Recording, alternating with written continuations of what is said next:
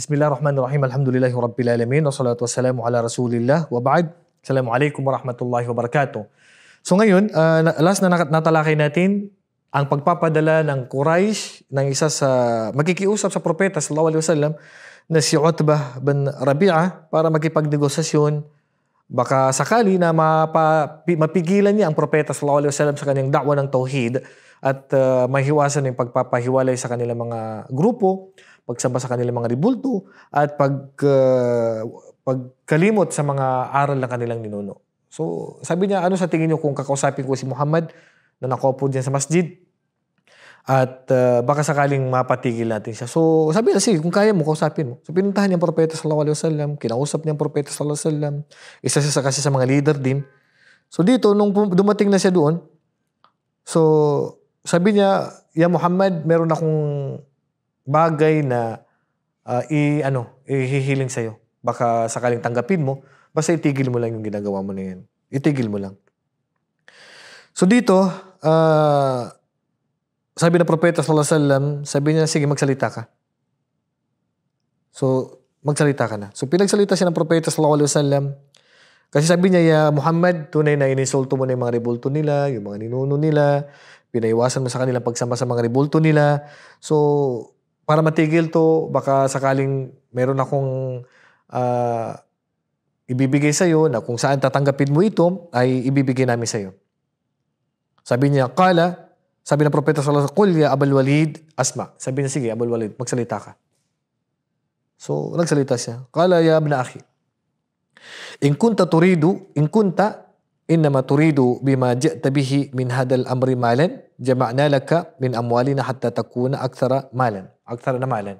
Sabi niya, Muhammad, kung nais mong magkaroon ng maraming pera, kaya mo ginagawa yan, so sige, ipunin namin yung kayamanan namin, ibibigay sa iyo para ikaw ang pinakamayaman sa amin. Gagawin namin yun.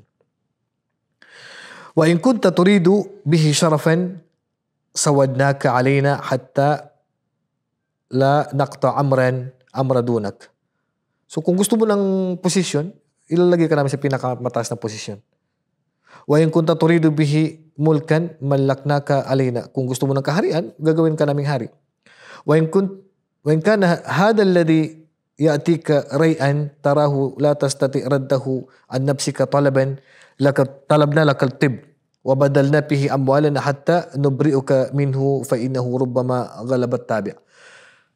Kung yang bagay na yan na mayroong case, sumanib sa'yo na jinn, so maghanap kami ng pinakamagaling na doktor, babayaran namin para mapalabas sa katawan mo yan, kung yan ang dahilan. At gagamutin ka na. Maghanap kami ng pinakamagaling na doktor. Subhanallah. Ay, alam niyo, mga Quraysh, ginagawa nilang lahat para lang mapatigil ang propeta o mapigilan ang da'wa ng propeta sallallahu alaihi wasallam. So dahil dito, pagkatapos, ang propeta sallallahu alaihi wasallam, ganito siya magipag-usap sa mga kalaban ng Islam. Siyempre, inahayaan niya sila makapagsalita, kung anong gusto nila, anong hiling nila. Sige, sabi niya. Hatta, idha faraga Utbah, so nung si Utbah bin Rabi'ah ay tapos na magsalita, nasabi na niya. Wa Rasul sallallahu alaihi wasallam yastami' minhu, ang propeta sallallahu alaihi wasallam nakikinig sa kanya. Qala Rasul sallallahu alaihi wasallam, kad faragta ya Abul Walid. Tapos ka na ba, Abul Walid, sa gusto mong sabihin? Sabi niya, naam, tapos na ako. Faqala Rasul sallallahu alaihi wasallam, pasma' minni, makinig ka, sabi niya sa akin. Qala af'al, sabi niya, sige. Kasi subhanallah, ganito magkipag-usap ang propeta sallallahu alaihi wasallam, talagang binubuksan sa kanya yung pintuan sa pagkipag-usap. Binasa niya yung suratu Safat.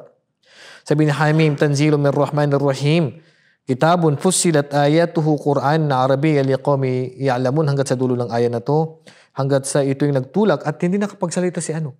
So nung binasa ng Allah, ng propeta sallallahu alaihi wasallam yung aya na to na sa suratu Fussilat, hindi nakapagsalita si Abul Walid. At sabi niya, bumalik siya sa kanya mga kaum, sabi niya, subhanallah, narinig ko ang mga bagay na hindi kayo makapaniwala lang propeta sallallahu alaihi wasallam ay nagsasabi talaga ng totoo. Hayaan nyo na siya. So nagbago siya. Sabi ng mga tunay na ikaw ay ginayuma. Ikaw ay binlock magic ni Muhammad.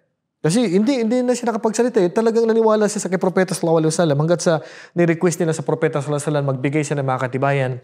At ang binigay na pinakamalaking katibayan ng propeta sallallahu alaihi wasallam ay ang Quran.